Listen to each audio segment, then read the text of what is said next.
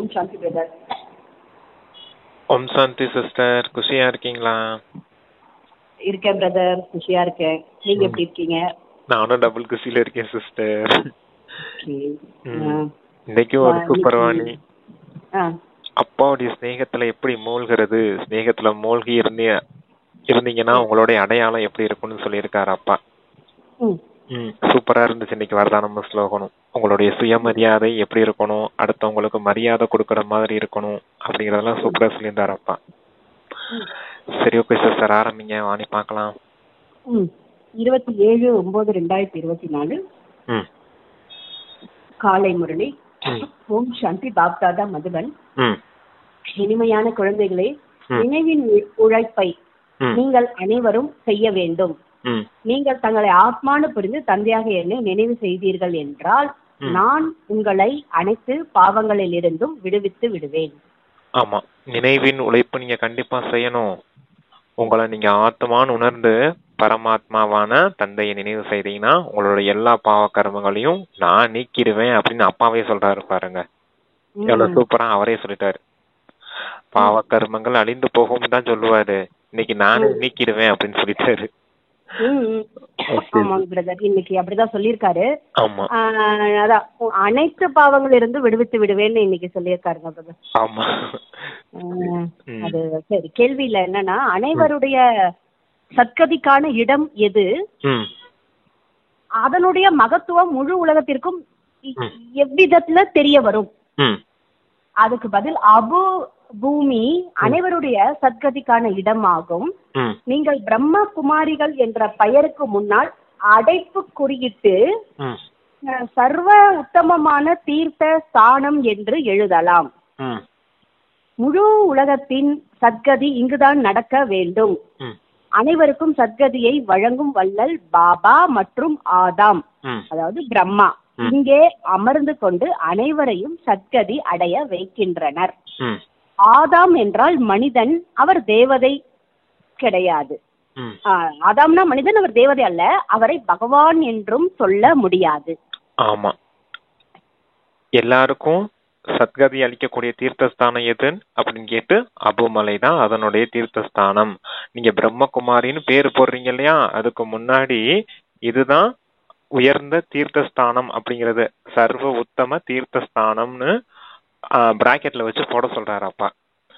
ஏன்னா இந்த இடத்துலதான் சத்கதி கொடுக்கக்கூடிய வள்ளல் பாபா மற்றும் தாதா, அதாவது பிரம்ம பாபா சிவ பாபா கூடவே இருக்காங்க. அதனால இங்கதான் உங்களுக்கு உண்மையான சத்கதி ஏற்படும். பிரம்மா பாபாவை தான் ஆதம்னு கிறிஸ்தவர்கள் சொல்றாங்க அப்படிங்கறத சொல்றாரு அப்பா. அவரது மனிதன் தான், தேவதை கிடையாது. அவரை பகவான்னு சொல்ல முடியாது. அவருக்குள்ள சிவபாபா பிரவேசமாயிருக்காரு. சிவன் பிரவேசமாகி தந்தை ஞானத்தின் மூலமா நம்மள அந்த சத்கதி அடைய வைக்கிறார். அத சொல்றார் அப்பா. ஞான ஸ்தானம்னு சொல்லுவாங்க இல்லையா, உண்மையான ஞானஸ்தானம் சிவபாபா தான் செய்ய முடியும் அப்படிங்கறத சொல்றாரு.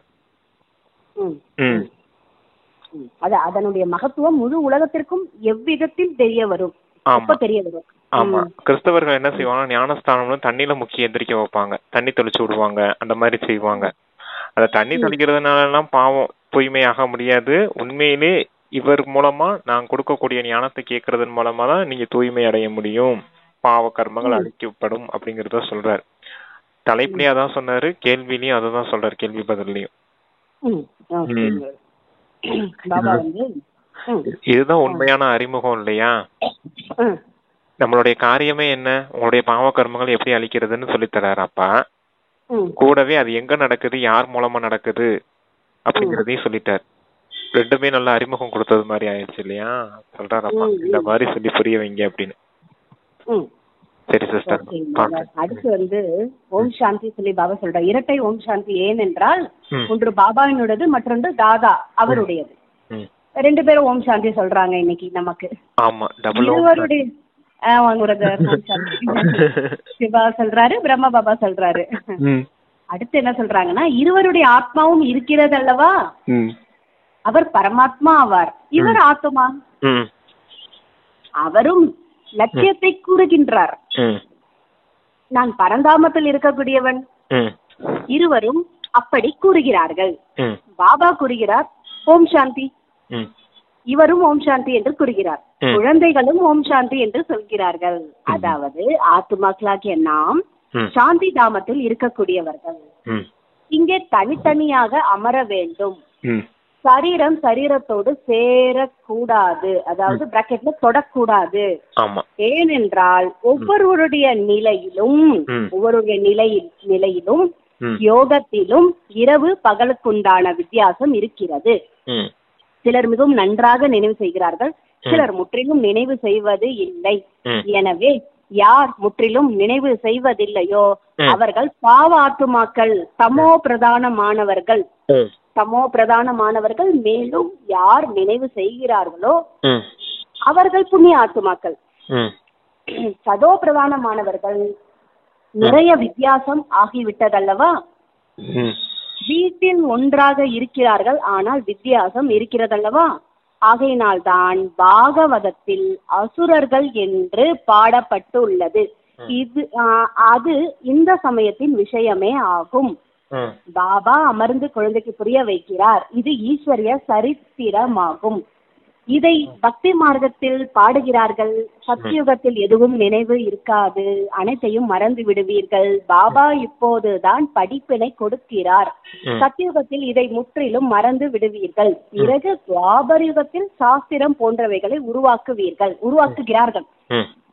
மேலும் ராஜயோகத்தை கற்றுக் கொடுக்க முயற்சி செய்கிறார்கள். ஆனால் ராஜயோகத்தை கற்றுக் கொடுக்க முடியாது. அதை பாபா எப்போது நமக்கு முன்பாக வருகிறாரோ அப்போதுதான் வந்து கற்றுக் கொடுக்கிறார். பாபா எப்படி ராஜயோகத்தை கற்றுக் கொடுக்கிறார் என்பதை நீங்கள் தெரிந்து உள்ளீர்கள். பிறகு 5000 ஆண்டுக்கு பிறகு வந்து இப்படித்தான் சொல்வார். இனிமையிலும் இனிமையான ஆன்மீக குழந்தைகளே, இப்படி ஒருபோது எந்த மனிதனும் மனிதர்களை சொல்ல முடியாது. தேவதைகளையும் சொல்ல முடியாது. ஒரு ஆன்மீக தந்தை தான் ஆன்மீக குழந்தைக்கு கூறுகிறார், ஒரு முறை நடிப்பை நடித்தீர்கள் என்றால் பிறகு 5000 ஆண்டுகளுக்கு பிறகு நடிப்பை நடிப்பீர்கள். ஏனென்றால் பிறகு ஏணிப்படியில் இறங்குகின்றீர்கள் அல்லவா? உங்களுடைய புத்தியில் இப்போது முதல் இடைக்கடை ரகசியம் இருக்கு. அது சாந்திதாமம் அல்லது பரந்தாமம் என்பதை தெரிந்துள்ளீர்கள். அது சாந்திதாமம் இல்லைன்னா பரந்தாமம்னு தெரிந்திருக்கீங்க. விதவிதமான தர்மத்தை சேர்ந்த ஆத்துமாக்களாகிய நாம் அனைவரும் அங்கே வரிசை கிரமமாக இருக்கின்றோம். நிராகார உலகத்தில் எப்படி நட்சத்திரங்களை பார்க்கின்றீர்கள் அல்லவா? எப்படி நிற்கின்றன என்பது பார்ப்பதற்கு தெரிவதில்லை. மேலே எந்த பொருளும் இல்லை, பிரம்ம தத்துவம் இருக்கிறது. இங்கே நீங்கள் பூமியில் நிற்கின்றீர்கள். இது கர்ம கஷேத்திரமாகும். இங்கே வந்து சரீரத்தை எடுத்து கர்மம் செய்கிறீர்கள். நீங்கள் என்னிடமிருந்து ஆசையும் அடைகிறீர்கள் என்றால் 21 பிறவிக்கு உங்களுடைய கர்மம் அகர்மமாக ஆகி விடுகிறது. ஏனென்றால் அங்கே ராவண ராஜ்யம் இருப்பது இல்லை என்று பாபா புரிய வைக்கிறார். அது ஈஸ்வரிய ராஜ்யமாகும். அதை இப்போது ஈஸ்வரன் ஸ்தாபனை செய்து கொண்டிருக்கிறார். குழந்தைக்கு புரிய வைத்து இருக்கின்றார். சிவபாபாவை நினைவு செய்தீர்கள் என்றால் சொர்க்கத்துக்கு எஜமானரா ஆவீர்கள். சொர்க்கத்தை சிவபாபா ஸ்தாபனை செய்கிறார் அல்லவா? எனவே சிவபாபாவை மற்றும் சுகதாமத்தை நினைவு செய்யுங்கள். முதலில் சாந்தி தாமத்தை நினைவு செய்தீர்கள் என்றால் சக்கரமும் நினைவிற்கு வந்துவிடும். குழந்தைகள் மறந்து விடுகிறார்கள். ஆகையினால் அடிக்கடி நினைவூட்ட வேண்டி இருக்கிறது. இனிமையிலும் இனிமையான குழந்தைகளை தங்களை ஆத்துமா என்று புரிந்து கொள்ளுங்கள். ஓகே, ராஜயோகம் கற்பிக்கிறேன் அப்படிங்கறதையும் சொல்றாரு. குழந்தைகள் இங்க அமரும் போது யாரையும் தொடக்கூடாதுன்னு சொல்றாரு. 2 பாயிண்ட் தான் இங்க. என்ன அப்படின்னா, குழந்தைகள் இங்க பாபா முன்னாடி அமர்ந்திருக்காங்க, சென்டர்லயோ சரி மதுபன்லயோ சரி. ஏன் ஒருத்தர் தொடக்கூடாது அப்படின்னா, எல்லாருடைய நினைவும் ஒரே போல இருக்காது அப்படிங்கறத சொல்றாரு. ஒருத்தருடைய நினைவு நல்லா இருக்கும், இன்னொருத்தவங்களுடைய நினைவு இல்லாம இருந்துச்சுன்னா அப்புறம் வேற ஏதாவது வீண் சிந்தனையோ விகார சிந்தனையை தான் யோசிச்சுட்டு இருப்பாங்க. அதனாலதான் யாரோட நினைவு ஒரு போல இருக்கிறது இல்ல. ஒருத்தர் தொட்டுட்டு இருந்தாங்க அப்படின்னா தேகத்தை தொட்டா அவங்களுக்கு என்ன உணர்வு வரும்? தேக உணர்வு தானே வரும். ஒருத்தவங்க நல்ல ஆத்ம உணர்வுல இருப்பாங்க, இன்னொருத்தவங்க தேக உணர்வுல இருந்து தொட்டாங்கன்னா இப்ப தேக உணர்வு விகாரத்தின் உணர்வு தூண்டப்படும் இல்லையா? அதுக்காகத்தான் தள்ளி உட்காருங்க அப்படிங்கறதையும் சொல்றாரு அப்பா. இன்னொருத்தவங்க இன்னும் சில இடிச்சு உட்காந்துட்டு இருந்தாங்கன்னா என்ன ஆகும், டிஸ்டர்பன்ஸா இருக்கும் இல்லையா, அதுக்காகவும் சொல்றாரு அப்பா. அதனாலதான் அசுரர்கள் நினைவு செய்யாதவங்களும் அப்பா அசுரர்கள்னு சொல்றாரு. ஏன்னா அவங்களுக்கு பாவ கர்மங்கள் அழியல, அசுர உலகத்திலே வாழ்ந்துட்டு இருக்காங்க. நினைவு அப்பா பக்கமா இல்லைன்னா என்ன அர்த்தம், அசுரர்களா தானே இருக்கும்னு அர்த்தம். அத சொல்றாரு அப்பா. அதனாலதான் யாரும் இங்க உட்கார்ந்து தொடக்கூடாது அப்படிங்கறத சொல்றாரு. ராஜயோகத்தை மனிதர்கள் யாரும் கற்பிக்க முடியாது. யாரும் இது போல இனிமையிலும் இனிமையான குழந்தைகளே அப்படின்னு அந்த உலகியல் சத்குருவோ சத்மார்களோ அந்த குருமார்களோ யாரும் சொல்ல முடியாது அப்படிங்கிறார். தந்தை தான் குழந்தைகளே, இனிமையான குழந்தைகளேன்னு சொல்ல முடியும் அப்படிங்கறத சொல்றாரு. இவர் தான் ராஜயோகத்தை கற்பிக்க முடியும். சங்கம யுகத்துல அப்பா கொடுத்த அந்த ராஜயோகத்தின் படிப்பைத்தான் துவாபர யுகத்துல கத்துக் கொடுக்கறதுக்காக முயற்சி செஞ்சுட்டு இருக்காங்க. சத்தியுகத்திலயும் திரேதாயுகத்திலயும் இந்த யோகம் தேவைப்படாது உங்களுக்கு. ஏன்னா இயல்பாவே எல்லாரும் ஆத்ம உணர்வு உடையவரா இருப்பீங்க. இங்க பாடம் படிக்கிறோம், இங்க நமக்கு அந்த ஞானத்தின் சம்ஸ்காரம் ஆத்மானு உணரக்கூடிய சம்ஸ்காரம் ஆயிடுது. அதுதான் சத்தியுகத்திலயும் திரேதாயுகத்திலயும் நமக்கு இயல்பாவே இருக்குது. துவாபர யுகத்துல தேக உணர்வுக்கு வந்துடுறோம். தேக உணர்வுக்கு வந்ததுக்கு அப்புறம் என்ன ஆயிடுது, ஆத்மாங்கிறத மறந்துட்டோம். அதனாலதான் குருமார்கள் இந்த ராஜயோகத்தை கற்பிக்கிறதுக்காக ஏதோ முயற்சி செய்யறாங்க. ஆனா அவங்களாலையும் முழுமையா ராஜயோகத்தை முழுமையா கற்பிக்க முடியாது. தந்தை எப்ப இந்த சங்கம யுகத்துல வாராரோ அப்பதான் அவர் மூலமா தான், அவர் எப்ப நம்ம முன்னாடி நமக்கு சொல்றாரோ அப்பதான் நமக்கு உண்மையான ராஜயோகம் கிடைக்கும் அப்படிங்கறத சொல்றாரு. அந்த ராஜயோக படிப்பின் மூலமா தான் நீங்க உலகத்துக்கே எஜமானரா ஆகுறீங்க அப்படிங்கறத சொல்றாரு. தந்தைய நினைவு செய்யணும், இந்த நீங்க அடைய போற அந்த உலக ராஜ்யம் சொர்க்க ராஜ்யத்தை நினைவு செய்யணும். தந்தை தான் சொர்க்க ராஜ்யத்தை ஸ்தாபனை செய்ய வந்திருக்கேன் அப்படிங்கறதையும் சொல்றாரு. அது அப்புறம் அடுத்து, மேலும் பாபாவை நினைவு செய்தீர்கள் என்றால் உங்களுக்கு பாவம் சாம்பல் ஆகும். நீங்கள் நினைவு செய்தீர்கள் என்றால் பாவங்களிலிருந்து விடுவிப்பேன் என்று உறுதி அளிக்கின்றேன். நீங்க நினைவு செஞ்சீங்கன்னா பாபா சொல்றாரு, பாவங்கள்ல இருந்து நான் விடுவிப்பேன்னு உறுதி அளிக்கிறேன்றாரு. இன்னைக்கு அது சொல்றாரு, உறுதி அளிக்கிறேன் அனைத்து பாவத்துல இருந்தும் அப்படின்றாரு. ஆனா பாபாவை நினைக்கணும் கண்டிப்பா. பாபா தான் தூய்மையற்றவர்களை தூய்மையாக்குபவர், சர்வ சக்திவான், அதிகாரம் உடையவர். அவரை உலக சர்வ சக்திவான் என்று சொல்லப்படுகிறது. அவர் முழு உலகத்தின் முதலிடை கடை தெரிந்திருக்கின்றார். வேதங்கள் சாஸ்திரங்கள் போன்ற அனைத்தையும் தெரிந்திருக்கிறார். ஆகையினால் தான் இதில் எந்த சாரமும் இல்லை என்று கூறுகிறார். கீதையில் கூட எந்த சாரம் இல்லை. அது அனைத்து சாஸ்திரங்களுக்கும் தாய் தந்தையா இருக்கு. மற்றவை அனைத்தும் குழந்தைகளாகும். எப்படி முதலில் பிரம்மா இருக்கிறார், மற்றவர்கள் அனைவரும் குழந்தைகளோ, அது போல பிரஜாபிதா பிரம்மாவை ஆதாம் என்று சொல்லப்படுது. ஆதாம் என்றால் மனிதன். இவர் மனிதன் அல்லவா, எனவே இவர் தேவதை என்று சொல்ல முடியாது. ஆங்கிலத்தில் ஏடம் என்பதை ஆதாம் என்று சொல்கிறார்கள். ஆமா, ரொம்ப முக்கியமான வேர்டு அது. ஏடம்ன்றது மனிதன் அர்த்தம். ஏடம்ன்றது வார்த்தைக்கு என்ன, மனிதன் தான் அர்த்தம். ஆனா ஆதாம்னு அங்க கிறிஸ்தவர்கள் சொல்றாங்க. அவங்கள என்னன்னு சொல்றாங்க, சொர்க்கத்துல வாழ்ந்தவங்க அப்படின்றத சொல்றாங்க. சொர்க்கத்துல இருந்து இறைவன் விரட்டி அடிச்சிட்டாரு, தவறான பழத்தை ஒண்ணு சாப்பிட்டதுனால துரத்தி அடிச்சிட்டாருன்னு சொல்றாங்க. ஆனா ஏடம்ன்றது சாதாரண மனிதர்கள் தான், அவங்க ஒண்ணும் தேவதை கிடையாது அப்படிங்கறத சொல்றாரு. தேவதையும் கிடையாது அவங்க, பகவான்னு அவங்கள சொல்ல முடியாது. அப்ப யார் அவங்க? ஏன்னா பகவான்னு இங்க பிரம்மா தேவதாய நமகன்ட்டு அவரை கடவுளுக்கு உயர்ந்த ஸ்தானத்துக்கு உயர்த்தி வச்சுட்டாங்க. ஆடம் தான் பிரம்மா. பிரம்மாவை ஹிந்து தர்மத்துல என்ன சொல்லி வச்சுட்டாங்க, தேவதாய நமகா, தேவதைன்னு சொல்லி வச்சுட்டாங்க. அவர் தேவதையும் கிடையாது, பகவானும் கிடையாது அப்படிங்கறத சொல்றாங்க. ஏன்னா பிரம்மாவை பகவான்னு சொல்லி வச்சிருக்காங்க, படைப்பு காரியத்தை செய்யக்கூடியவர் அப்படின்னு. அதனால சொல்றாங்க ஆடமும் பிரம்மாவும் ஒரே ஒருத்தர் தான். அவரு ஏடம் தான் சொல்லணும். ஏடம்னா மனிதன் அர்த்தம், மனிதன் தான். அவர் தேவதைன்னு சொல்ல முடியாது, பகவான்னு சொல்ல முடியாதுன்னு சொல்றாரு அப்பா. ஆடம் ஏடம் அந்த வார்த்தை அப்படியே மருவி இதாயிருச்சு, ஆடம்னு வந்துருச்சு. பக்தர்கள் பிரம்மா என்று ஏடம் மனிதனை தேவதை என்று சொல்லி விடுகிறார்கள். ஏடம் என்றால் மனிதன் என்று பாபா இப்ப புரிய வைக்கிறார். தேவதையும் இல்லை, பகவானும் இல்லை. லட்சுமி நாராயணன் தான் தேவதைகள் ஆவார்கள். தேவதைகள் சொர்க்கத்தில் இருந்தார்கள். புதிய உலகம் அல்லவா அது? அது உலகத்தின் அதிசயமான உலகமாகும். மற்றபடி இங்க இருக்கிற இவை அனைத்தும் மாயாவோட அதிசயங்களாகும். துவாபரயுகத்துக்கு பிறகு மாயாவோட அதிசயங்கள் வருகின்றது. ஈஸ்வரிய அதிசயம் வந்து சொர்க்கம், ஹெவன், அதை பாபா ஸ்தாபனை செய்தார். இப்போது ஸ்தாபனை ஆகிக் கொண்டு இருக்கு. இந்த தில்வாரா கோயிலோட மதிப்பு யாருக்குமே தெரியவில்லை. மனிதர்கள் யாத்திரைக்கு செல்கிறார்கள் என்றால் அனைத்தையும் விட நல்ல இடம் இதுவாகும். நீங்கள் எழுதுகிறீர்கள் அல்லவா, பிரம்மகுமாரிகள், ஈஸ்வரிய விஸ்வவித்யாலயம், அபுமலை. அப்போது அடைப்பு குறியிட்டு சர்வ உத்தமமான தீர்த்த ஸ்தானம் என்று எழுத வேண்டும். ஏனென்றால் அனைவருக்கும் சத்கதி இங்கிருந்துதான் நடக்கிறது என்பதை நீங்கள் தெரிந்துள்ளீர்கள். இதை யாரும் தெரிந்திருக்க இல்லை. எப்படி கீதை அனைத்து சாஸ்திரங்களுக்கும் தாய் தந்தையா இருக்குதோ அது போல அனைத்து தீர்த்தங்களிலும் உயர்ந்த தீர்த்த ஸ்தலம் அபுமலையாகும். அப்போது மனிதர்கள் படிப்பார்கள், கவனம் செல்லும். முழு உலகத்திலும் உள்ள தீர்த்தங்களில் இது அனைத்திலும் பெரிய தீர்த்தமாகும். இங்கே பாபாவே அமர்ந்து அனைவருக்கும் சத்கதியை ஏற்படுத்துகின்றார். நிறைய தீர்த்தங்களாகிவிட்டன. காந்தியின் சமாதியை கூட தீர்த்தம் என்று புரிந்து கொள்கிறார்கள்.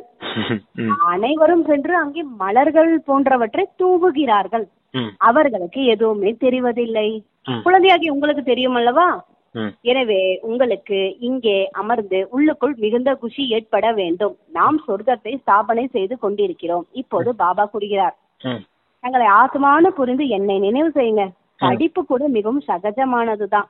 செலவு எதுவுமே உங்களுக்கு ஆவது இல்லை. உங்களுடைய மம்மாவுக்கு ஒரு பைசா செலவானதா? ஒரு பைசா செலவாகாம படித்து எவ்வளவு புத்திசாலியா நம்பர் 1 ஆகிவிட்டார், ராஜயோகினியாக ஆகிவிட்டார் அல்லவா? மம்மாவை போல் யாரும் வரவில்லை. பாருங்கள், பாபா ஆத்மாக்கு தான் வந்து புரிய வைக்கிறாரு. ஆத்மாக்கு தான் ராஜ்யம் கிடைக்குது, ஆத்மா தான் ராஜ்யத்தை இழந்தது. எவ்வளவு சிறிய ஆத்மா எவ்வளவு காரியம் செய்து, கெட்டதிலும் கெட்ட காரியம் விகாரத்தில் செல்வது. ஆத்மா 84 பிறவையோட நடிக்குது. சிறிய ஆத்மால எவ்வளவு சக்தி இருக்கு. முழு உலகம் மீது ராஜ்யமும் செய்கிறது. இந்த தேவதைகளில் ஆத்மாவில எவ்வளவு சக்தி இருக்கிறது. ஒவ்வொரு தர்மத்திலும் அதனுடைய சக்தி இருக்குதல்லவா? கிறிஸ்துவ தர்மத்தில் எவ்வளவு சக்தி இருந்தது, மேலும் இருக்கிறது. ஆத்மாவில தான் சக்தி இருக்கிறது. அது சரீரத்தின் மூலம் கர்மம் செய்கிறது. ஆத்மா தான் இங்கே வந்து இந்த கர்ம கஷேத்திரத்தில் கர்மம் செய்கிறது. அங்கே கெட்ட கர்மங்கள் நடப்பது இல்லை. ராவண ராஜ்யம் நடக்கும்போதுதான் ஆத்மா விகார வழியில் செல்கிறது. மனிதர்கள் விகாரம் எப்போதுமே இருக்கிறது என்று சொல்லி விடுகிறார்கள். அங்கே ராவண ராஜ்யம் இல்லை எனும்போது விகாரம் எப்படி இருக்க முடியும் என்று நீங்கள் புரிய வைக்க முடியும். அங்கே யோக பலம் தான் இருக்கும். பாரதத்தின் ராஜயோகம் புகழ் பெற்றதாகும். நிறைய பேர் கற்றுக்கொள்ள விரும்புகிறார்கள். ஆனால் நீங்கள் கற்றுக் கொடுத்தால்தான் முடியும். வேறு யாரும் கற்றுக் கொடுக்க முடியாது. எப்படி மகரிஷி இருந்தார், யோகத்தை கற்றுக் கொடுக்க எவ்வளவு முயற்சி செய்தார். ஆனா இவர்கள் அடயோகிகள். இவர்கள் எப்படி ராஜயோகத்தை கற்றுக் கொடுக்க முடியும் என்று உலகத்திற்கு தெரிந்ததா என்ன? சின்மயானந்தாவிடம் எவ்வளவு பேர் செல்கிறார்கள். உண்மையில் பாரதத்தின் பழமையான ராஜயோகத்தை பிரம்ம குமாரிகள் தான் கற்றுக் கொடுக்கிறார்கள் என்று ஒரு முறை அவர் சொல்லிவிடட்டும், அவ்வளவுதான். ஆனால் இப்போது அந்த குரல் ஒலிப்பதற்கான சொல்வதற்கான விதி இல்லை. அனைவரும் புரிந்து கொள்வார்களா என்ன? மிகுந்த உழைப்பாகும். கடைசியில் தான் மகிமைகள் ஏற்படும். ஆஹா பிரபு, ஆஹா சுபபா, தங்களுடைய லீலையே லீலை என்று சொல்கிறார்கள் அல்லவா? உங்களை தவிர பரம தந்தையை, பரம ஆசிரியரை, பரம சத்குருவை வேறு யாரும் புரிந்து கொள்வது இல்லை என்பதை இப்போது நீங்கள் புரிந்து கொள்கிறீர்கள். இங்கேயும் நிறைய பேர் இருக்கிறார்கள். அவர்களை போக போக மாயை துன்புறுத்தி விடுகிறது. எனவே அவர்கள் எதுவும் புரியாதவர்களாக ஆகி விடுகிறார்கள். மிக பெரிய குறிக்கோளாகும், யுத்த மைதானமாகவும் இருக்கிறது. இதில் மாயா நிறைய தடையை ஏற்படுத்துகிறது. அந்த மக்கள் விநாசத்திற்காக ஏற்பாடு செய்து கொண்டிருக்கிறார்கள். இங்கே நீங்கள் 5 விகாரங்களை வெல்வதற்காக முயற்சி செய்து கொண்டிருக்கிறீர்கள்.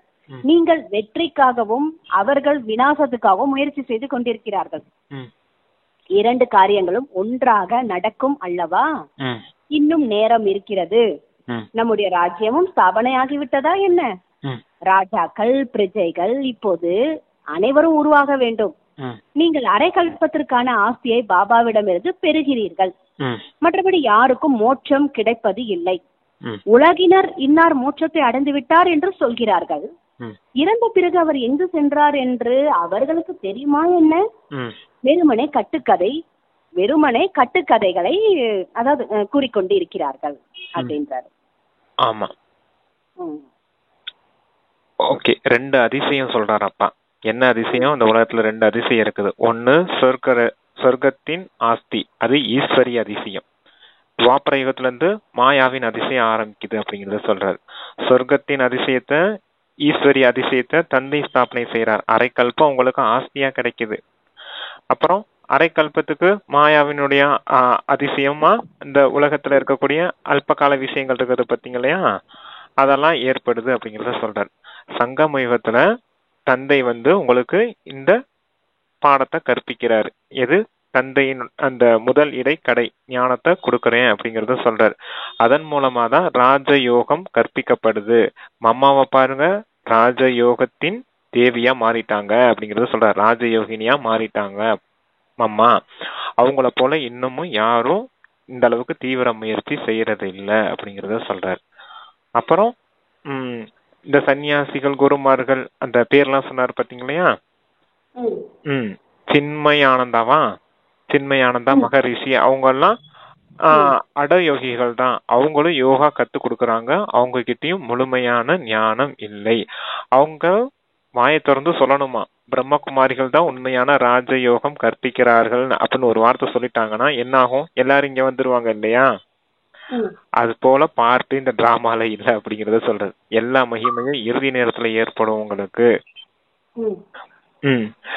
அது வரைக்கும் நீங்க தந்தை, ஆசிரியர், சத்குரு இவர் தான் அடுத்தவங்களுக்கு புரிய வைக்கக்கூடிய காரியத்தை செய்யுங்க. இப்பவே நடக்கும்னு எதிர்பார்க்காதீங்க அப்படிங்கிறார். முக்கியமான விஷயம் என்னன்னா, ஆத்மான்னு ஒன்று பரமாத்மாவை நினைவு செய்யுங்க. நினைவு செய்தீங்கன்னா உங்களுடைய முழு பாவ கர்மங்களும் அழிஞ்சு போயிடும் அப்படிங்கறத சொல்ற. அப்புறம் பிரம்மகுமாரிகள், அந்த ஃபர்ஸ்ட் நம்ம கேள்வி பதில் ஆன்சர் சொன்னோம் இல்லையா, அந்த பிரம்மகுமாரிகள் அப்படிங்கிற பேருக்கு முன்னாடி இதுதான் அபுமலை தான் மிக உயர்ந்த உத்தமமான தீர்த்த ஸ்தானம் அப்படிங்கறத எழுதி வைங்க அப்படிங்கறத சொல்றாரப்பா. ஓகே சிஸ்டர், அவ்வளவுதான். இந்த மகரிஷி அவ்வளவுதானே? அவ்வளவுதான். இது பாபா சொன்னாரு இல்லைங்க பிரதர், இந்த யாருமே இன்னும் அம்மா போல வரலன்றது. இது எப்போ பாபா சொல்லியிருக்காரு வாணி? 69 69க்கு முன்னாடி சொன்ன வாணி தான் அது. அப்பாவே சொல்லியிருக்காரு. மம்மாவை போல இல்லைன்னா மம்மா 67 சரிதை விட்டாங்க. அதுக்கு முன்னாடியே சொல்லியிருந்திருக்காரு இல்லையா? அதுக்கு முன்னாடியே சொல்லியிருந்திருக்காரு இன்னும் அம்மா போல யாரும் இல்ல அப்படின்னு. நம்மளும் அப்ப நம்ம தான் இப்ப தீவிரமா முயற்சி செய்யணும். ரொம்ப கஷ்டமான விஷயம் இல்ல, ரொம்ப ஈஸியான விஷயம் தான் சொல்றாரு பாருங்க. உங்களுடைய பாவ கர்மங்கள் அழியணும். அழிஞ்சுதான் முழுமையா தூய்மை ஆயிடுவீங்க. ஆத்மாதான் அரை கல்பத்துக்கு. ஆனா இன்னைக்கு அனைத்தையும் சொல்றாருங்க பிரதர். எப்பயுமே சொல்லுவாரு 50% பாதி பண்ணுவேன், பாதி நீங்க கொஞ்சம் கர்ம கணக்கு வழக்க முடியும். இன்னைக்கு அனைத்தும் சொல்றாரு. அது என்ன பிரதர்? ஆமா, எப்படி கணக்கு வழக்கு முடிக்கத்தான் செய்யணும். பாதி இப்படித்தான் போகும். 63 பிறவிகளின் பாவ கணக்கு மொத்தமா இருக்கும் போது நினைவுனாலே பாதி அழியுதுன்னு சொல்றாரு இல்லையா? இன்னைக்கு முழுமையாவே அழிஞ்சிரும்னு சொல்ற. முழுமையாதான் சிஸ்டர் அழியும். பிரச்சனை வருதுல, இடையில மாயா வரும், டிஸ்டர்பன்ஸ் இருக்கும், நம்ம சரியா நினைவு செய்ய விடாது, குழப்பத்துல போவோம். அப்ப குழந்தைகள் டிஸ்டர்ப் ஆயிடக்கூடாதுக்காக அப்ப அப்படி சொல்லுவார். எல்லாம் ஒரு விஷயம்தான், முழுமையாவே அழிச்சிருவார். முழுமையாவே தூய்மையாகணும் இல்லையா? ஆத்மா தூய்மையாகிறதுக்கு ஒரே காரியம் அப்பாவை நினைவு செய்யறதுதான் அப்படிங்கறது சொல்றாரு. ஓகேங்க பிரதர். அதுக்கப்புறம் இப்ப சொல்லணும் அப்படின்னா அது அப்புறம் கடைசியா சொல்லுவாரு இல்லைங்க பிரதர், சீக்ரெட் லாஸ்ட் யார் யார் 8 ரத்தினம்ன்றது போக போகதான். பாபா இததான் சொல்றாரு. ஆமா, கர்மம் நல்ல கர்மமா செய்யணும் அப்படிங்கறத சொல்றாரு பாயிண்ட் இடையில. அகர்மமாதான் இருந்துச்சு இது, எந்த ஒரு கணக்கு வழக்கமே இல்லாத ஒரு கர்மாவாதான் இருந்துச்சு எங்க சத்தியுகத்திலயும் திரேதா யுகத்திலயும். அது அப்படியே விகர்மமா மாறிடுச்சு. அங்க ராமராஜ்யம் இருந்துச்சு, அதனால விகாரத்தின் கணக்கு வழக்கே இல்லாம இருந்ததுனாலதான் தூய்மையாவும் சுகமாவும் சாந்தியாவும் நிறைஞ்சவங்களா இருந்தாங்க. இங்க ராவண ராஜ்யத்துல முழுமையா தூய்மையற்றவர்களா மாறிட்டீங்க, அதனாலதான் துக்கம் அசாந்தி வந்துடுச்சு அப்படிங்கறத சொல்றார். அது அங்க ராமராஜ்யம், இது ராவண ராஜ்யம். அங்க யோக பலத்தாலதான் குழந்தைகள் பிறக்கும். மனிதர்கள் என்ன சொல்றாங்க அப்படின்னா விகாரங்கள் ஆரம்ப காலத்துல இருந்து இருக்குது அப்படின்னு தான் சொல்றாங்க. ஆனா அப்படி கிடையாது. சத்தியுகத்திலயும் திரேதாயுகத்திலயும் விகாரங்கள் கிடையாதுன்னும் போது அவங்களுக்கு எப்படி குழந்தை பிறக்கும்னு கேட்டா யோக பலத்தால குழந்தைகள் பிறக்கும் அப்படிங்கறத சொல்லுங்க. தந்தையும் தாயும் என்ன செய்வாங்களாம், தனக்கு ஒரு வாரிசு வேணும்னு நினைக்கும் போது அந்த எண்ணம் இருக்கு இல்லையா, அந்த எண்ணத்தினாலேயே குழந்தை உண்டாகும். அப்படிப்பட்ட யோக பலம் சக்தி இருக்கும் ஆத்ம உணர்வுல இருந்தா. அதுக்கான பிராக்டிஸ் தான் அப்பா நம்மளை செய்ய வச்சிட்டு இருக்காரு. யோகத்தினால இவ்வளவு பாக்கியமும் கிடைக்குது, கூடவே அங்க 21 பிறவி வாழ்றோம் அப்படின்னா அங்க குழந்தைகள் நமக்கு வேணும் இல்லையா, அதுக்காக அந்த யோக பலத்தின் சம்ஸ்காரம் அங்க வேலை செய்யுது அப்படிங்கறத சொல்றேன். இங்க நம்ம செய்யக்கூடிய யோக பலம் அங்க யோக பலத்தின் சம்ஸ்காரம் அங்க வேலை செய்யுது தேவதைகளுக்கு அப்படிங்கறத சொல்றாரு. ஆனா மனிதர்கள் சொன்னது பொய்ன்னு ஆயிடுச்சு பாத்தீங்களே, அப்பா சொல்லும் போது விகாரம் ஆரம்பத்துல இருந்து இருக்குது அப்படின்னு சொல்றாங்க இல்லையா. அது இல்ல, இதுக்கு முன்னாடி தேவதைகள் வாழ்ந்தப்ப தூய்மை அவர்களா வாழ்ந்தாங்க. அதனாலதான் இன்னமும் அவங்கள நம்ம கோயில் கட்டி கும்பிட்டு இருக்கோம். அப்படி கோயில் கட்டி கும்பிடும் போது அவங்களை எவ்வளவு தூய்மையா நம்ம பாலனை செய்யறோம். பக்தர்கள் எவ்வளவு தூய்மையா அவங்கள பாலனை செய்யறாங்க. லட்சுமி நாராயணன் கோயில் எல்லாம் விரதம் இருந்து அந்த விரதம் இருந்து அப்படித்தானே தூய்மையா இருந்து தானே வழிபடுவாங்க. தூய்மையற்றவர்களா இருந்து வழிபட மாட்டாங்க இல்லையா கோயிலுக்குள்ள போகும்போது கூட. அத சொல்றாரு, அவங்கள போய் சிலைய பார்க்க போறதுக்கே அவ்வளவு தூய்மையா போறோம், கைய கால அலம்பிட்டு குளிச்சுட்டு தானே போறோம், குளிக்காம குழம்பு போவோமா. அப்படிப்பட்டவங்களா இருந்தவங்க, தூய்மையா இருந்தவங்கள தான் நம்ம தேவதைகளா வழிபட்டு இருக்கோம். அவங்க பகவான் எல்லாம் கிடையாது, தேவதைகள் தான் அப்படிங்கறத சொல்றாரப்பா. ஏன் அவங்கள வழிபடுறோம் அப்படின்னா தூய்மையா வாழ்ந்திருக்காங்க, அதனாலதான் வழிபட்டு இருக்கோம். அப்ப தூய்மைக்கு தான் மகிமை உண்டு அப்படிங்கறது சொல்றாரு. அதனாலதான் அப்பா இப்ப சொல்றாரு, இப்ப கலியுக இறுதியில எல்லாருமே தூய்மையற்றவர்களா மாறிட்டீங்க, என்னை நினைவு செய்யுங்க தூய்மை ஆயிடுவீங்க அப்படிங்கறதையும் சொல்றாரு. யார் சரீரத்தை விடுகிறார்களோ அவர்கள் மீண்டும் வேறொரு சரீரத்தை கண்டிப்பா எடுப்பாங்க என்பதை நீங்கள் தெரிந்திருக்கிறீங்க. மோட்சத்தை அடைவது இல்லை, நீர் குமிழி நீரோடு கலந்து விடுவது என்பது போல் கிடையாது. இந்த சாஸ்திரங்கள் போன்ற அனைத்து பக்தி மார்க்கத்தின் பொருட்கள் என்று பாபா கூறுகிறார். குழந்தையாகிய நீங்கள் நேரடியா கேட்கிறீர்கள், சூடான அல்வா சாப்பிடுகிறீர்கள். அனைவரையும் விட சூடான அல்வாய் சாப்பிடுவது யார்? பிரம்மா பாபா. இவர் முற்றிலும் அவருக்கு அருகில் பக்கத்தில் அமர்ந்திருக்கிறார். உடனே கேட்கின்றார் மற்றும் தாரணையும் செய்கின்றார். பிறகு இவர் தான் உயர்ந்த பதவியும் அடைகின்றார். சூட்சும வதனத்தில் வைகுண்டத்தில் இவருடைய காட்சியை தான் பார்க்கிறார்கள். இங்கேயும் கூட இந்த கண்களின் மூலம் அவரை தான் பார்க்கிறோம். பாபா அனைவருக்கும் படிப்பிக்கிறார். மற்றபடி நினைவினுடைய உழைப்பு இருக்கு, நினைவில் இருப்பது உங்களுக்கு கடினமா இருக்கிறது, அது போல்தான் இவருக்கும் இருக்கிறது. இதில் கிருபையின் விஷயம் எதுவும் இல்லை. நான் கடனாக எடுத்திருக்கிறேன், அவருக்கு அதனுடைய கணக்கு வழக்கை கொடுத்து விடுவேன் என்று பாபா கூறுகிறார். மற்றபடி நினைவினுடைய முயற்சியை இவரும் செய்ய வேண்டும். பக்கத்தில் அமர்ந்திருக்கிறார் என்பதையும் புரிந்துள்ளேன். பாபாவை நான் நினைவு செய்கின்றேன், இருந்தாலும் கூட மறந்து விடுகின்றேன். அனைத்திலும் அதிகமாக இவர் தான் உழைக்க வேண்டி இருக்கு. சொல்லுங்க. அது சிவபாபா ஃபர்ஸ்ட் சொன்னாரு. என்ன சொன்னார் ஃபர்ஸ்ட்னா, அந்த நீர் குமிழியோட கலக்குது இல்லையா, நீரோட கலந்துச்சுன்னா எப்படி இருக்கும், ஒன்னோட ஒண்ணு மிக்ஸ் ஆகி மறைஞ்சு போயிடும் இல்லையா. எந்த நீர் எது இந்த பக்கம் வந்த நீர் அது அந்த பக்கம் வந்த நீர்னு தெரியாம போயிடும் இல்லையா. நுர வருதுல்ல சிஸ்டர், ரெண்டு நதியும் கடலும் சேரும் போது நுர உண்டாகும் இல்லையா மோதும் போது. அது போல ஆத்மாவும் பரமாத்மாவும் 2 பேரும் ஒண்ணு சேர்ந்து ஒன்னோட ஒன்னா கரைஞ்சு போயிடலாம் முடியாது. ஏன்னா பக்தர்கள் மோட்சம் வேணும்ல கேக்குறாங்க, அப்படி ஒன்னோட ஒண்ணு கரைஞ்செல்லாம் போயிட முடியாது அப்படிங்கறத சொல்றாரு. ஆத்மா தனிப்பட்டதா தான் இருக்குது, பரமாத்மா தனிப்பட்டவரா தான் இருக்காரு அப்படிங்கறத சொல்றாரு. மோட்சம் யாருக்கும் கிடைக்காது, எல்லா ஜீவாத்மாக்களும் டிராமால சரீரம் எடுத்து பார்த்து நடிக்க வேண்டியதா தான் இருக்கும் அப்படிங்கறத சொல்றாரு. அப்புறம் சிவபாபா சொல்றாரு, இவருடைய காட்சி தான் எங்க பாக்குறீங்க, சாக்கார உலகத்துல இவர் தேகத்தாரியா இருக்காரு, அத பாக்குறீங்க. சூட்சும வதனத்திலயும் இவருடைய காட்சி தான் இருக்குது. அப்புறம் அந்த லட்சுமி நாராயணனுடைய ஆக போறது இவர் தான் அப்படிங்கறதையும் சொல்றாரு அப்பா. 3 விஷயம் இருக்குது, சூட்சும வதனத்தின் காட்சிகளும் இவர் மூலமா தான் கிடைக்கப்படுது அப்படிங்கறத சொல்றாரு. ஓகே. பிரம்ம பாபா பத்தி சொல்றாரு, அவரும் உழைக்க வேண்டி இருக்கு. ஆமா, நினைவுனால உழைக்க வேண்டியது இருக்குது அப்படிங்கிறாரு. இவர் பக்கத்துல பிரம்மாவுடைய சரீரத்துலதான் நான் வந்து உட்கார்றேன், சிவபாபாவா நான் அமர்றேன். பிரம்மா பாபா ஆத்மாவும் பக்கத்திலேயே தான் இருக்குது. பக்கத்திலே இருந்தாலும் இவருக்கு நான் எந்தவித சலுகையும் கொடுக்கறது இல்ல. இவரும் பரந்தாமத்துல என்னை நினைவு செய்யும் போதுதான் இவருடைய பாவ கர்மங்களும் அழியும் அப்படிங்கறத சொல்றாரு. நம்ம நினைப்போம் இல்லையா, இவரு பக்கத்திலேயே சிவபாபா இருக்கிறதுனால இவருக்கு ஏதாவது சலுகை இருக்குமா அப்படின்னு. அவருக்கு எந்த சலுகையும் கிடையாதுன்னு சொல்ற. இவரும் நினைவின் உழைப்பு செய்ய வேண்டியதான் இருக்கும். இருந்தாலும் இவருக்கு ஒரு பலன் இருக்குது. என்ன பலன் இருக்குது தெரியுமா? அப்பா கொடுக்கக்கூடிய ஞானம் வாய் மூலமா கொடுக்கறாரு இல்லையா, அது உடனே இவருக்கு காதுல உடனே போயிருது இல்லையா, ஞானத்தின் விஷயம் உடனே இவர் காதுக்கு போயிருது. மத்தவங்களுக்கு கொஞ்சம் லேட்டா தான் போகுது அப்படிங்கறது சொல்றாரு. ஏன்னா அருகாமையில இவர் காது இருக்குது இல்லையா, அதான் பாபா சொல்றாரு, சூடான அல்வா இவருக்கு தான் முதல்ல கிடைக்குது அப்படின்னு, அந்த ஞான அல்வா. அதுதான் அடுத்து என்ன சொல்றாருன்னா, யுத்த மைதானத்தில் யார் மகாரதிகள் பலசாலியாக இருக்காங்களோ அனுமனை போல அவர்களை தான் மாயா சோதனை செய்கிறது. ஏனென்றால் அவர்கள் மகாவீரராக இருக்கிறார்கள். எந்த அளவுக்கு அதிக பலசாலியோ அந்த அளவுக்கு அதிகமாக மாயா பரீட்சை செய்கிறது. அதிக புயலும் வருகிறது. பாபா எங்களுக்கு இதுவெல்லாம் நடக்கிறது என்று குழந்தைகள் கடிதம் எழுதுகிறார்கள். இவை அனைத்தும் நடக்கும் என்று சிவபாபா கூறுகிறார். எச்சரிக்கையாக இருக்க வேண்டும் என்று பாபா தினமும் புரிய வைக்கிறார்.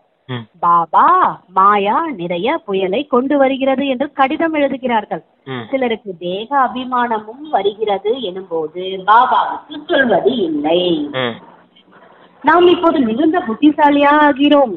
ஆத்மா தூய்மையாக ஆவதின் மூலம் பிறகு சரீரமும் தூய்மையாக கிடைக்கும்.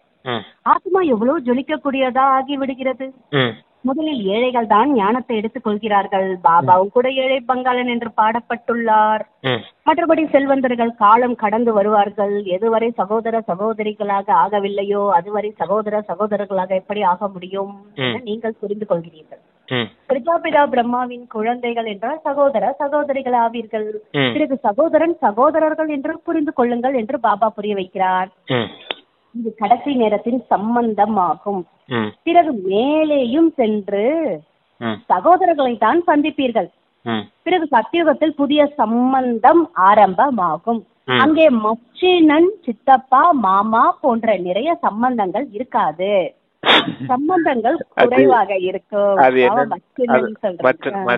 சித்தப்பா வேற ஏதாவது மாமா இந்த மாதிரி சம்பந்தங்கள்லாம் இருக்காது அப்படிங்கறத சொல்றாரு. அதிகமான சம்பந்தம் இருக்கு இல்லையா கலியுகத்துல. ஏன்னா குழந்தைகள் நிறைய பேர் இருக்காங்க இங்க கலியுகத்துல. குழந்தைங்க இப்ப நம்ம 2-3 பேர் இருக்காங்க குழந்தைங்க. இதுக்கு முந்தின ஜெனரேஷன்லாம் 10-15 பேர் இருந்தாங்க இல்லையா. அப்படிலாம் அங்க சத்தியுகத்துல இருக்க மாட்டாங்க. ஒரு ஆண் ஒரு பெண் தான் இருக்கும் அப்படின்னு சொல்றாங்க. சத்தியுகத்துல குழந்தைகள் எப்படி இருப்பாங்க, ஒரு தம்பதியருக்கு ஒரு ஆண் குழந்தையும் ஒரு பெண் குழந்தையும் இருக்கும். 2 குழந்தைங்க தான் இருப்பாங்க. அப்படிங்கிறப்ப சித்தப்பான்றவங்க எப்படி இருப்பாங்க, ஒரு ரெண்டு ஆண் இருந்தா தானே ஒரு குழந்தை பிறந்துச்சுன்னா சித்தப்பான்னு சொல்ல முடியும். அப்ப சித்தப்பான்னு கூப்பிட முடியாது இல்லையா.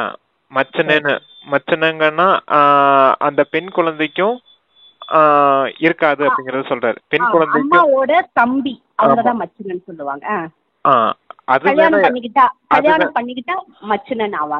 ஆமா அந்த மாதிரி ஒரு சம்பந்தம் வேணா இருக்கும். நிறைய பேர் இருக்க மாட்டாங்க, ஒருத்தர் இருப்பாங்க இல்லையா. இப்ப எனக்கு 2 குழந்தைங்க இருக்குதுன்னு வச்சுக்கோங்க சிஸ்டர். அவங்களுக்கும் நான் வேற யாருக்கா கல்யாணம் பண்ணி கொடுக்கறேன்னா, என்னுடைய பெண் குழந்தை யாருக்கா கல்யாணம் பண்ணி கொடுக்கறேன்னா அவங்களுக்கும் ஒரு ஆண் குழந்தை இருக்கும் இல்லையா. அப்ப ஒருத்தருக்கு ஒருத்தன் தாங்க இருப்பாங்க. ஒரு மச்சனம் தான் இருப்பாங்க, நிறைய மச்சனங்க இருக்க மாட்டாங்க. சித்தப்பான்னு கண்டிப்பா யாருமே இருக்க மாட்டாங்க. ஏன்னா ஒரு ஆண் குழந்தை தான் எல்லாருக்குமே இருக்கும்.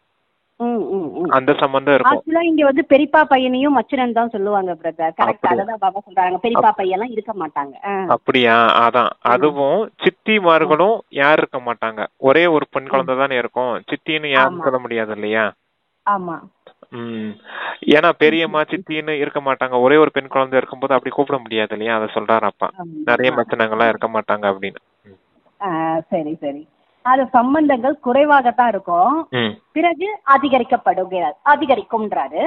இப்போது பாபா கூறுகிறார், சகோதரர் சகோதரி கூட அல்ல, சகோதரர்கள் என்று புரிந்து கொள்ள வேண்டும். பெயர் ரூபத்தில இருந்து விடுபட்டு விட வேண்டும். பாபா சகோதரர்களுக்கு ஆத்மாக்கு தான் படிப்பு சொல்லி தருகிறார். பிரஜாபிதா பிரம்மா இருக்கிறார் என்றால் சகோதர சகோதரிகள் அல்லவா? கிருஷ்ணர் அவரே குழந்தை ஆவார். பிறகு அவர் எப்படி சகோதரர்களாக மாற்றுவார்? கீதையில்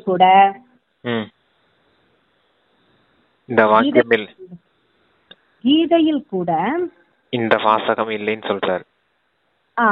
சரிங்க பிரதர். அவர் எப்படி கீதையில் கூட இந்த விஷயங்கள் இல்லை. இது முற்றிலும் தனிப்பட்ட ஞானம் ஆகும். நாடகத்தில் அனைத்தும் பதிவாகி உள்ளது.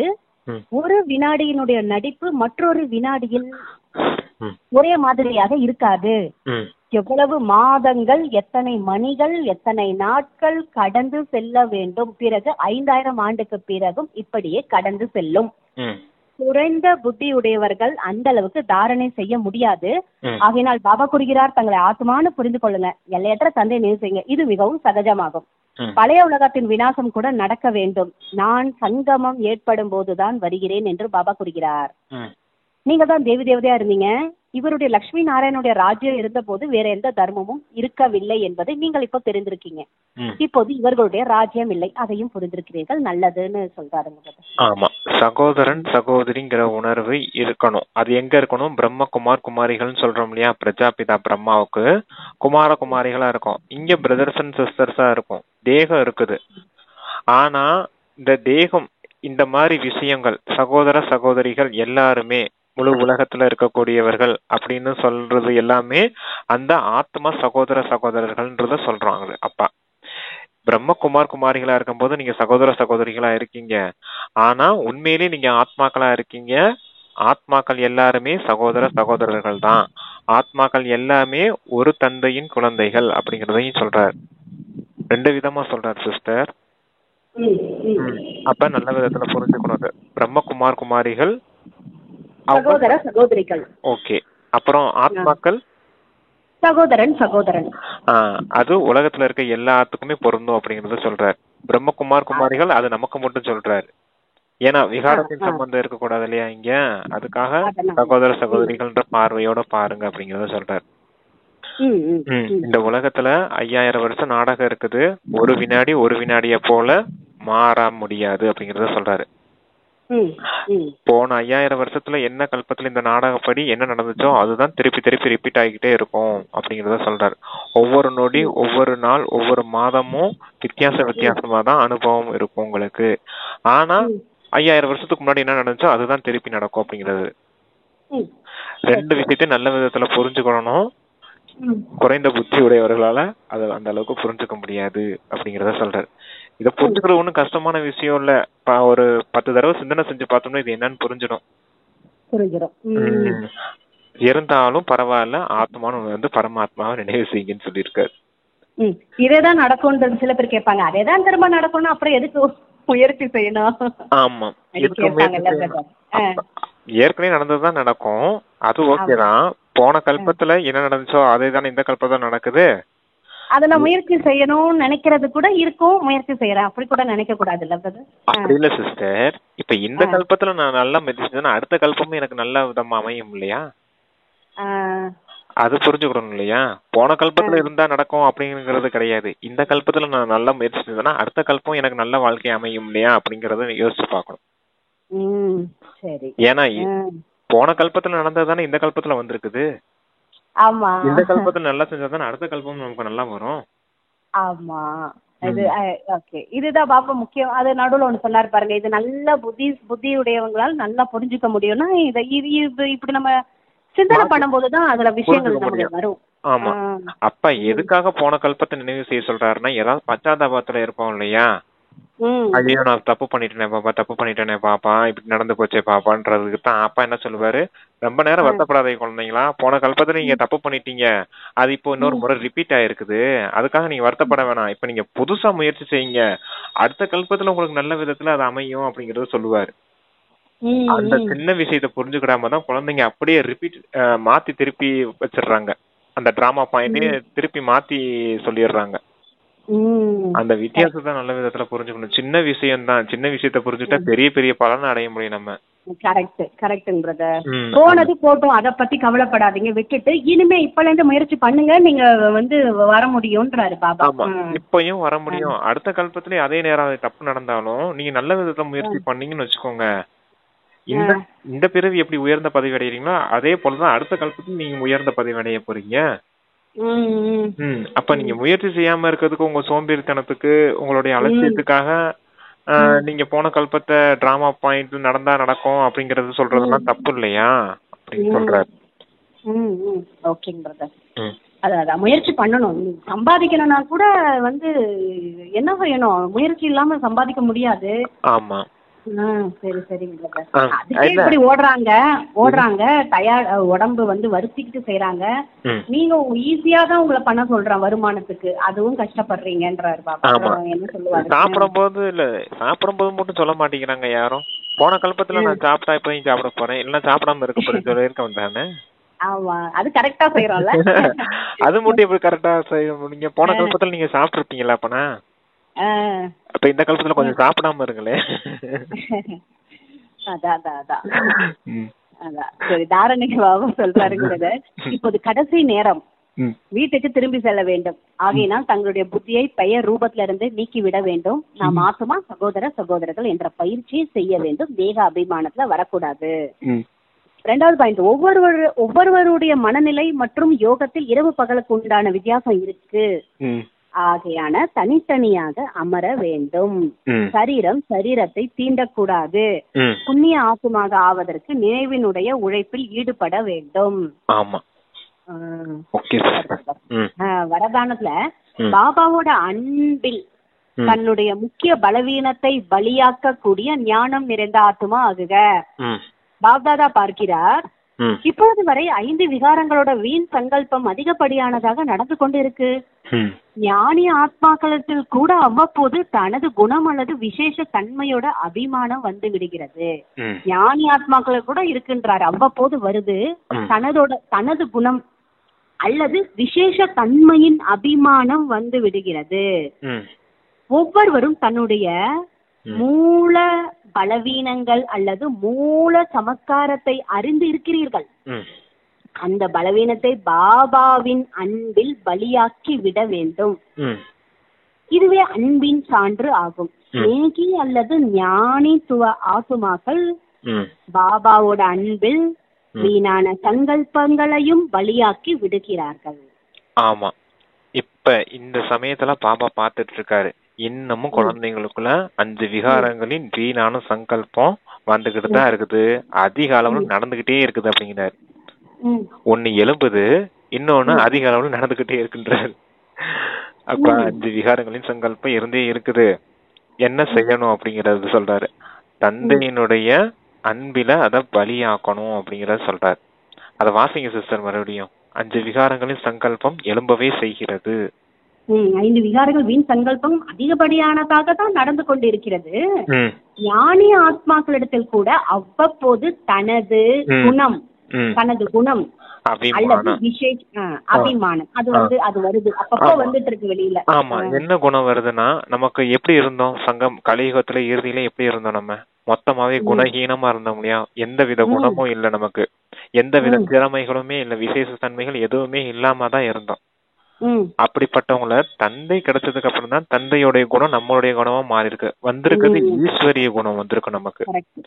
நம்முடைய குணம்னு அதை எடுத்துக்க கூடாது. ஆனா குழந்தைகளுக்குள்ள அந்த அபிமானம் வந்துடுது, என்னுடைய குணம், நான் உயர்ந்த குணம் கொண்டவனா மாறிட்டேன், தூய்மையானவனா மாறிட்டேன், சாந்தம் நிறைந்தவனா மாறிட்டேன் அப்படிங்கிற அந்த அபிமானம் வந்துருது. கூடவே விசேஷ திறமை வந்துருது, நான் நல்ல ஞானவானா இருக்கேன், நான் நல்ல புத்திவானா இருக்கேன், என்னுடைய புத்தி நல்ல பிளானிங் செய்து எல்லாரோடையும் நான் உயர்ந்தவனா இருக்கேன், நான் நல்ல சேவாதாரியா இருக்கேன் அப்படிங்கிற அந்த அபிமானம் எல்லாம் வந்துருது. அபிமானம் வந்துச்சுன்னா என்ன ஆகும், அடுத்து ஏதாவது அவமானம் ஃபீல் ஆகும். என்ன வரும்னா பேர் புகழ் மரியாதைக்குள்ள போயிடுவோம். பேர் கிடைக்கணும், புகழ் வேணும், எனக்கு மரியாதை கிடைக்கணும்னு எதிர்பார்க்க ஆரம்பிச்சிருவோம். அது ஒருவேளை உங்களுக்கு அந்த பேர் புகழ் மரியாதை யாரும் கொடுக்கலைன்னா என்ன வரும், மரியாதை கொடுக்கலைன்னா என்ன ஆகும், அப்ப அகங்காரம் வரும், கோபம் வரும், பற்றுதல் வரும், தேகத்தின் விஷயங்கள் அப்படியே இழுத்துக்கிட்டு போயிடும் நம்மள. அதான் சொல்றாரு அப்பா. அபிமானம் அதிக அளவுல இருக்குது அப்படிங்கறத சொல்றாரு. அடுத்த வாசிங்க சிஸ்டர். ஆக்சுவலா பிரதர் இது பாபாவோட சக்தி தானே, நம்மளது கிடையாது இல்ல. நம்மளுடைய குணம் அதான், ஈஸ்வரிய குணம் தான் நினைக்கணும். அத நம்மளுடைய குணம், அது தந்தை நமக்கு தந்த பிரசாதம். ஈஸ்வரிய குணம்ன்றது நமக்கு கொடுத்த பிரசாதம். பிரசாதம் கொடுத்தவர் யாரு? சிவன் நமக்கு கொடுத்த பிரசாதம். அது நம்மதுன்னு நினைக்க கூடாது. எப்படி பிரசாதம் அடுத்தவங்க கொடுத்தா இது நம்முடையதுன்னு நினைக்க மாட்டான், அது அவங்க கொடுத்தாங்கன்னு தான் நினைப்போம். அது போலதான் உங்களுக்கு இப்ப நான் கடனா கொடுத்துருக்கேன், அந்த ஈஸ்வரிய குணத்தை உங்களுக்கு கடனா கொடுத்துருக்கேன், அதை உங்களதுன்னு நினைக்காதீங்க. நீங்க எனக்கு சமமா ஆகணும், அவருக்கு சமான் ஆகும், பாபாவுக்கு சமமா ஆகணும்னா என்னன்னு சொல்றாரு, இந்த ஈஸ்வரிய குணங்களை பயன்படுத்தி உங்களுடைய தெய்வீக குணங்கள் சம்ஸ்காரத்தை முழுமை நிலையை அடைங்க. அப்பதான் நீங்க எனக்கு ரிட்டர்ன் கொடுத்ததான் நான் எடுத்துக்கிடுவேன் அப்படிங்கிறாரு. கடனுக்கு வட்டி கொடுக்கணும் இல்லையா அப்பாவுக்கு, வட்டி முதலமா செட்டில் பண்ணணும் இல்லையா அப்பாவுக்கு, ரிட்டர்ன் கொடுக்கணும் இல்லையா. அப்ப என்ன செய்யணும், நம்மளுடைய சம்ஸ்காரம் தெய்வீக சம்ஸ்காரம் உடையதான் மாத்தி காமிக்கணும். அதத்தான் அப்பா கேக்குறாரு, பாபாவுக்கு சமமா மாறுங்க அப்படின்னு. ஒவ்வொருவரும் தன்னுடைய மூல பலவீனங்கள் அல்லது மூல சமஸ்காரத்தை அறிந்திருக்கிறீங்க.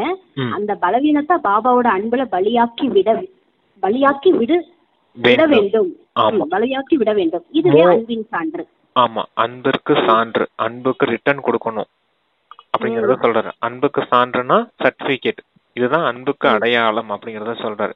மூல பலகீனம் என்னது? 5 விகாரங்களின் பலகீனத்தையும் தெரிஞ்சிருக்கீங்க நீங்க, உங்களுடைய மூல சம்ஸ்காரத்தையும் தெரிஞ்சிருக்கீங்க. மூல சம்ஸ்காரம் தூய்மையானது, ஆனா காம விகாரம் தூய்மையற்றது இல்லையா. உங்களுடைய மூல சம்ஸ்காரம் அமைதியானது, கோபம் அமைதியற்றது இல்லையா. மூல சம்ஸ்காரம் அன்பானது, அது பொதுநலமான அன்பா இருந்துச்சு. இங்க பற்று சுயநலத்தின் அன்பா போயிடுச்சு இல்லையா. நீங்க பேர் புகழ் மரியாதைக்கெல்லாம் ஆசைப்படாதவங்களதான் இருந்தீங்க. ஆத்மாவா இருக்கும்போது என்ன இருக்கும், தேவதையா வாழ்ந்தப்ப கூட பேர் புகழ் மரியாதைக்கு யாரும் ஆசைப்படல, எல்லாரையும் சமமா தானே பார்த்தோம். எந்தவித ஆசை என்றால் என்னவென்றே தெரியாத நிலையில இருந்தாங்கன்னு தானே அப்பா சொல்றாரு. ஆனா இங்க பாருங்க, பேராசைக்கு வசமாயி எவ்வளவு துக்கத்தை கொடுக்க ஆரம்பிச்சிட்டோம். அதான் மூல பலகீனம் சொல்றாரு. அகங்காரம் இல்லாதவர்களா, பணிவுத்தன்மை நிறைஞ்ச தெய்வீக குணங்கள் நிரம்பியவர்களா இருந்தீங்க தேவதையா இருக்கும் போது. ஆனா இங்க பாருங்க, அகங்காரத்துல எல்லாரையும் காயப்படுத்துறீங்க. நான் தான் உயர்ந்தவன், நான் தான் சரியானவன். சரியானவங்களா இருந்தவங்க தேவதைங்க, அவங்க சொல்லல நான் சரின்னு. எதுலயுமே சரியானவங்களா இல்ல நாம நான் தான் சரி நான் தான் சரின்னு சொல்லிக்கிட்டு இருக்கோம். அதான் மூல பலகீனங்களையும் மூல சம்ஸ்காரத்தையும் தெரிஞ்சு வச்சிருக்கீங்க. அந்த பலவீனத்தை பாபாவோட அன்புல பலியாக்கி விடுங்க. பலகீனங்களை மட்டும் அப்பாவுடைய அன்புக்கு பலியாக்கிடுங்க அப்படிங்கறத சொல்றாரு. இப்போ அதுதான் அப்பா சொல்றாரு, அன்பு இப்ப ஸ்நேகி குழந்தைகளாவும் இருக்கணும், ஞானி குழந்தைகளாவும் இருக்கணும். அப்படிப்பட்டவங்க என்ன செய்வாங்க, வீணான சங்கல்பத்தையும் பாபாவுடைய அன்பிற்கு பலியாக்கிடுவாங்க அப்படின்னு சொல்றாரு வரதானத்துல. ஸ்நேகி குழந்தைகள் அப்படின்னா பிரதர், அன்பான குழந்தைகள். அன்புனா யோகம், ஸ்நேகி யோகி அப்படின்னு சொல்லலாம். ஸ்நேகத்திலேயே இருக்கிறது, ஞானத்திலேயே இருக்கக்கூடிய ஆத்மாக்கள். ஆமா, அப்படிப்பட்டவங்க வீணான சங்கல்பத்தை கூட தந்தையின் அன்புக்காக பலியாக்கிடுவாங்க அப்படிங்கிறார். சூப்பர் பிரதர் வரதானம். பாபா இதுதான் கேக்குறாரு, இத நீ விட்டுட்டனா நீ நல்லா இருக்கலாம், ஆத்மா உணர்வுல சந்தோஷமா இருக்கலான்றாரு. ஆனா குடுக்கலன்னா நீதான் துக்கப்படுவ, இததான் சொல்றாரு. ஆமா, சரிங்க பிரதர், இததான் விடாம புடிச்சுக்கிட்டு இருக்கிறோம் நம்ம, தேவையில்லாத புடிச்சுக்கிட்டு இருக்கிறோம். அந்த வரதானத்தை மட்டும் எப்பவுமே வேர்டு வேர்டா படிக்கணும். ஒரு வார்த்தையில என்னென்ன ரகசியம் இருக்குதுன்னு படிக்கணும். ஏன்னா வேர்டுக்கு ரகசியம் இருக்கும். அதுல ஆழமானதை யோசிச்சு பார்க்கணும். அப்பதான் ஞான சிந்தனையும் செய்ய முடியும். வரதானம் உண்மையிலே அப்பா நமக்கு எப்படி கொடுக்கறாரு வரோம் அப்படிங்கறதையும் சிந்தனை செய்யணும் இல்லையா. பகவான் கொடுக்கக்கூடிய வரம், அதை எப்படி யோசிச்சு அதுல எவ்வளவு ஆராய்ச்சி பண்ணணும், சயின்டிஸ்ட் மாதிரி இருக்கும். அது வீணான சிந்தனை பண்றதுக்கு ஞான சிந்தனை செய்யணும்னா வரதானத்தை நல்ல விதத்துல படிச்சு புரிஞ்சாலே போதும்.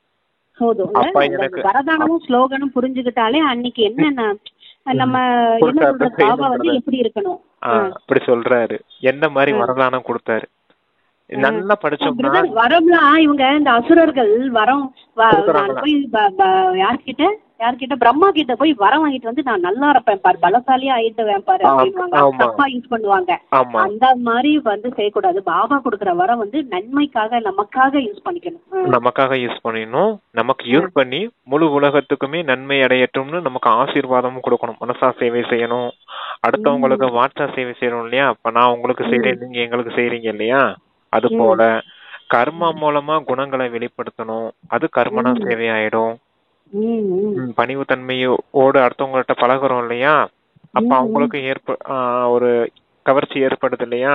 இவங்களை போல நானும் மாறணும் அப்படிங்கறது எல்லாமே சேவை தான்.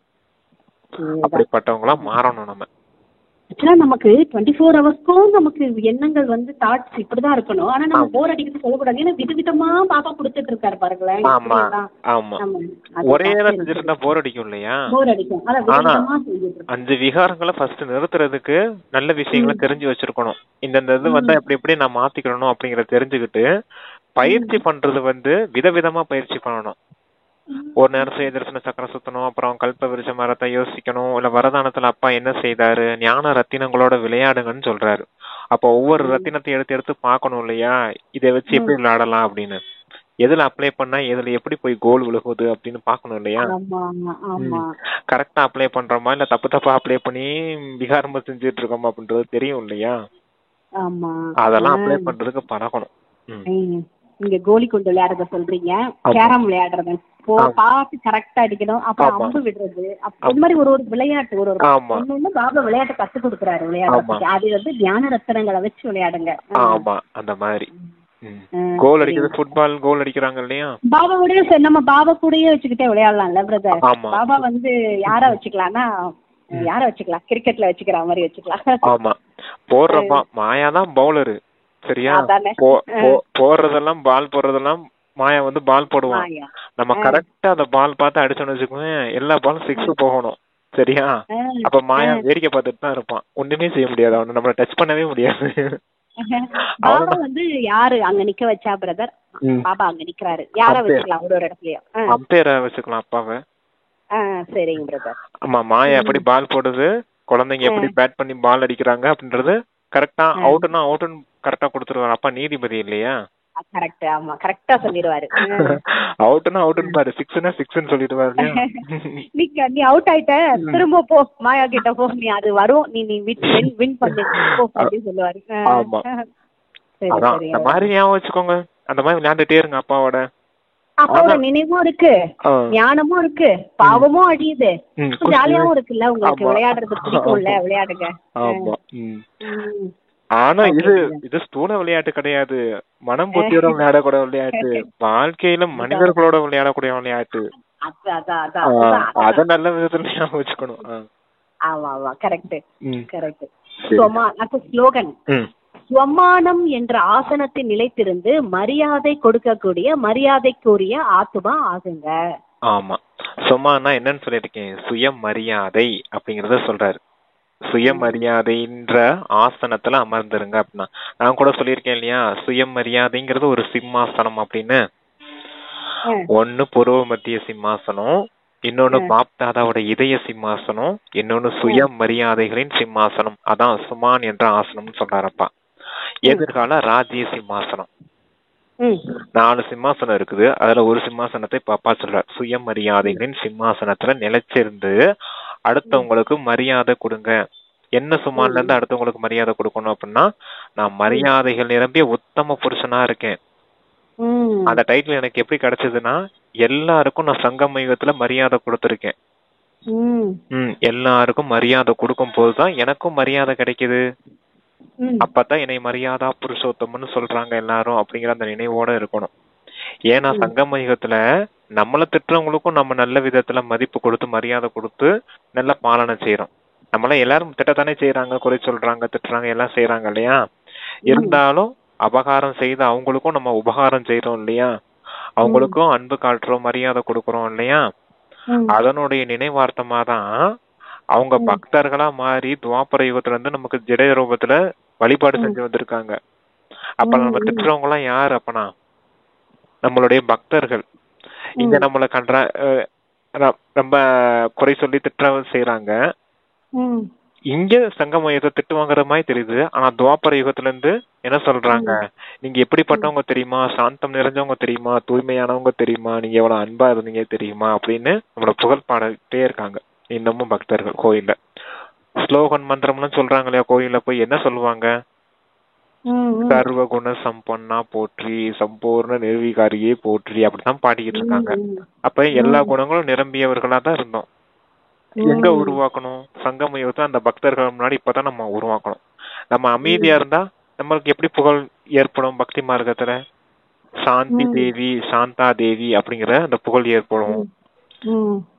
அந்த சர்வ குணம், நம்ம இப்ப தூய்மையா வாழ்ந்தோம் அப்படின்னா நீங்க தான் தூய்மையா வாழ்ந்தவங்க அப்படின்னு உங்க முன்னாடி நாங்க வணக்கம் செலுத்துறோம் அப்படின்னு பக்தர்கள் நாளைக்கு நமக்கு வணக்கம் செலுத்துவாங்க.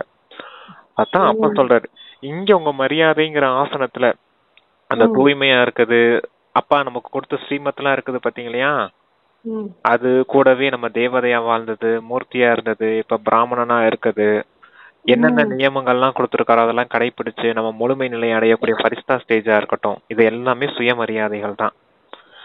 இந்த மரியாதைகள்லயே நீங்க இருந்து அடுத்தவங்களுக்கும் மரியாதை கொடுங்க அப்படிங்கிறாரு. இங்கிலீஷ்ல கூட ஒரு வார்த்தை இருக்கு இல்லையா, கிவ் ரெஸ்பெக்ட் டேக் ரெஸ்பெக்ட் அப்படின்னு. சங்கம யுகத்துல நம்ம கொடுக்கக்கூடிய அனைவருக்கும் கொடுக்கக்கூடிய மரியாதை தான் துவாபர யுகத்துல நமக்கு கிடைக்குது. இப்ப மரியாதை எதிர்பார்த்துட்டு கூட யாருக்கிட்டையும், அது தப்பு. சங்கம யுகத்துல நமக்கு மரியாதை எல்லாம் கிடைக்காது, யாருக்கிட்டையும் எதிர்பார்க்கவும் கூடாது. ஏன்னா எதிர்பார்ப்புங்கிறதும் விகாரம். எதிர்பார்ப்புங்கிறது என்ன, அபிமானத்தின் விகாரம்.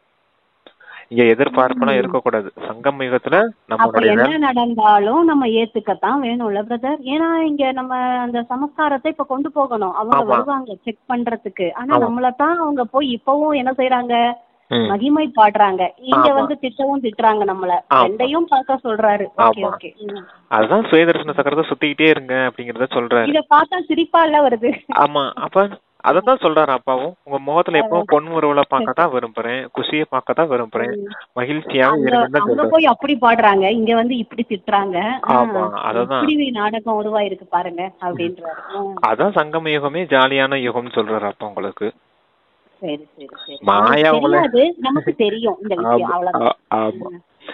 அப்ப நமக்கு நம்ம சிரிக்கும் போது என்ன ஆகும், மகிழ்ச்சி ஏற்படும். நான் எவ்வளவு திட்டிட்டு இருக்கேன், இவ்வளவு சந்தோஷமா இருக்காங்க, அது கூட நமக்கு மகிமையா தான் ஏற்படும். ஆமா ஆமா, பொன்முறுவலோட இருக்குது, அதுவும் பார்த்து இருக்கணும், இல்லன்னா உள்ளுக்குள்ளேயே இருக்கணும், வெளியிலயும் காமிக்கூடாது, அதுக்கும் திட்டு விழும். ஆமா ஆமா, அதான் சங்கம யுகமே மொத்தமா ரகசியங்கள் நிறைந்த உலகம் யுகம். ஏன்னா கூட பகவானே இருக்காரு இல்லையா. இப்ப கோயிலுக்கு அவங்களோட போறோம், வலுக்கட்ட வேற வழி இல்ல, போய்தான் ஆகணும், அதையும் நான் பேலன்ஸ் பண்றோம் வச்சுக்கோங்க. போய் உட்காந்துட்டு பாபா நீ இப்படிலாம் சொன்னீங்க, எல்லாருக்கும் நம்ம தேவதையா இருந்து செஞ்சுட்டு இருக்கோம், பாபா சொன்னது செய்யறோம், அப்படிதான் நம்ம நினைப்போம். தவிர அங்க போய் சாமி கும்பிடணும் தோணவே இல்லைங்க மனசு. அங்க போய் எல்லாருக்கும் மனசா சேவை செய்யலாம் சிஸ்டர், எல்லாருக்கும் தூய்மை நிறையட்டும், சுகம் நிறையட்டும், சாந்தி கிடைக்கட்டும். விக்கிரகம்ல வந்து கிடைச்சலையா அங்க நான் தான் இருக்கேன், பாபா மூலியமா அனைவருக்கும் நன்மை செஞ்சுட்டு இருக்கிறேன், முழு உலகத்துக்கும் முக்கிய ஜீவன் முக்கியோ இல்ல அவங்க தேவையானது எனக்கு பாபாவோட சக்தி விதையா இருந்து அவர் குடுக்கறாரு, அவர் மூலியமா இந்த சைத்தன்யமான தேவதை மூலியமா குடுக்கறாரு, அவ்வளவுதான். ஆமா ஆமா, அப்படியே சொல்லிடுங்க. பக்தர்களுக்கெல்லாம் நான் ஆசீர்வாதம் கொடுத்துட்டு இருக்கேன், எல்லாரோடைய காமனையும், எல்லாரோடைய சுப காமனை, அந்த இது இருக்கு இல்லையா, மனோகாமனைன்னு சொல்லுவார் அப்பா. மனதின் விருப்பங்கள், மனதின் விருப்பங்கள் எல்லாம் பூர்த்தி அடையட்டும். எல்லாருடைய மனசின் விருப்பங்கள் என்னது, முக்தி போகணும், முக்தி அடையணும், மோட்சம் அடையணும் தானே இறைவனை தேடி வராங்க. ஆமா, அவங்க குடும்பத்தை பத்தி வேண்டிப்பாங்க பிரதர், என் குடும்பத்துல இருக்கு நல்லா இருக்கட்டும், அவங்க நல்லா இருக்கட்டும், அதையும் நம்ம நிறைவேற்றணும். ஆமா, எல்லாருக்கும் ஒரே ஒரு ஆஸ்தி என்ன அப்படின்னா முக்தியின் ஆசை தான். அங்க போனா எல்லாருமே அமைதியாயிடுவாங்க இல்லையா, எல்லாருமே நல்லா தானே இருப்பாங்க முக்தி தாமத்துல, அவ்வளவுதான். ஆமாங்க பிரதர், இங்க ஒண்ணு கிடைக்கும் ஒண்ணு கிடைக்காது, நம்ம எது கொடுத்தாலும் அவங்களுக்கு பத்தாது இல்லையா. இங்க போதும்னு சொல்றவங்க யாரு இருக்கா, எல்லாம் வேணும் வேணும்னு சொல்றவங்க தான் இருக்காங்க. அப்ப எல்லாருக்குமே நன்மை ஏற்படும்னா எல்லாரும் முக்தி தாமத்துல அமைதிக்கு போனாதான் நன்மை ஏற்படும். இந்த முழு உலகத்துக்கும் அமைதி ஏற்படும், அவங்களுக்கும் அமைதி இருக்கும், எல்லாத்துக்குமே நல்லது நடக்கும் இல்லையா. அப்ப அவங்களுடைய மனோகாமனையே அதுதான், மனதின் விருப்பமே அதுதான், நாங்க முக்தி அடையணும்ன்றது பக்தர்களின் விருப்பமே அதுதான். இப்ப எல்லாருக்குமே அது கிடைக்கத்தான் போகுது அப்படிங்கறத சொல்றாரு. அவ்வளவுதான். சரிங்க, ஓகே சிஸ்டர், நிறைய விஷயங்கள் பாபா புரிய வச்சாரு இன்னைக்கு. ஓகே ஓகே, சரிங்க பிரதர். தேங்க்யூ. நிறைய விளையாடுங்க. டிராமா விளையாட்டு. ஆமா. பரமாத்மா ஆத்மா டிராமா விளையாட்டு. Okay brother. ஓம் சாந்தி. தேங்க்யூ பாப்பா. ஓகே.